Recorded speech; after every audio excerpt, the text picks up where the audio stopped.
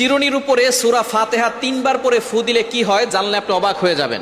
আমরা কিন্তু অনেকেই চিরুনি ব্যবহার করি, বিশেষ করে মা বোনরা যারা আছে তারা আমরা অনেকেই চিরুনি ব্যবহার করি।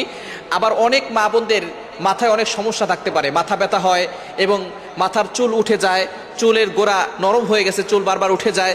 তো এই সূরা ফাতিহার ভিতরে আল্লাহ পাক রব্বুল আলামিন শেফা দিয়েছেন কিভাবে আমল করলে এবং চিরুনির সাথে আমল করে রাখলে আল্লাহ পাক রব্বুল আলামিন আপনাকে অসুস্থতা থেকে সুস্থতার নিয়ামত দিবেন এবং আল্লাহ তাআলা বিপদ আপদ থেকে হেফাজত করবেন, আপনি সুস্থ থাকতে পারবেন। এটা কিভাবে পড়বেন আমি এখনই জানিয়ে দেব। তবে সূরা ফাতিহার ভিতরে যে শেফা আছে এটা আমরা অনেকে জানি না। কোরআনুল কারীমের ভিতরে আল্লাহ পাক রব্বুল আলামিন শেফা রেখেছেন। আল্লাহ পাক রব্বুল আলামিন নিজে বলে দিয়েছেন 15 নম্বর পারা 9 নম্বর পৃষ্ঠার 2 নম্বর লাইন, সূরা বনী ইসরাঈলের 82 নম্বর আয়াত আল্লাহ বলছেন, ওয়ানুনাজ্জিলু মিনাল কুরআন মা হুয়া শিফাউ ওয়া রাহমাতুল লিল মুমিনিন। আমি আল্লাহ তাআলা মুমিনদের জন্য এই কোরআনটা রহমত হিসেবে শেফা স্বরূপ নাজিল করে দিয়েছি। সুবহানাল্লাহি বিহামদি। সুতরাং কোরআনের ভিতরে শেফা আছে, আর এই সূরা ফাতিহার ভিতরে শেফা আছে। নবী সাল্লাল্লাহু আলাইহি ওয়াসাল্লাম নিজে বলে দিয়েছেন। সূরা ফাতিহাকে বলা হয় আয়াতুশ শিফা, অর্থাৎ শেফার আয়াত। এই সূরা ফাতিহার ভিতরে অনেক শেফা আছে। আপনার পেটে ব্যথা, আপনার যে কোনো জায়গায় ব্যথা হচ্ছে, আপনি সূরা ফাতিহা 7 বার পরে পানিতে ফু দিয়ে খাবেন, দেখবেন আল্লাহ তাআলা ব্যথা কমিয়ে দিয়েছেন। আপনি অসুস্থ, প্রচন্ড জ্বর, সূরা ফাতিহা 7 বার পরে পানিতে ফু দিয়ে খাবেন।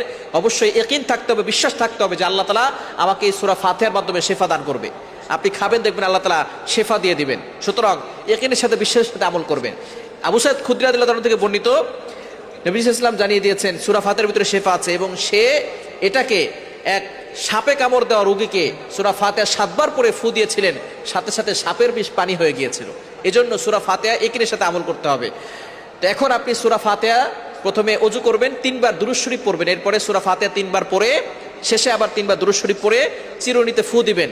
ফু দেওয়ার পরে বিসমিল্লাহ পড়ে মাথা আঁচড়ালে ওই মাথা থেকে চুল পড়বে না, মাথা ব্যথা কমে যাবে এবং মাথার বিভিন্ন রোগ থেকে আল্লাহ পাক রব্বুল আলামিন তাকে হেফাজত করবেন। অসুস্থ থাকলে আল্লাহ পাক রব্বুল আলামিন তাকে সুস্থতার নিয়ামত দিবেন।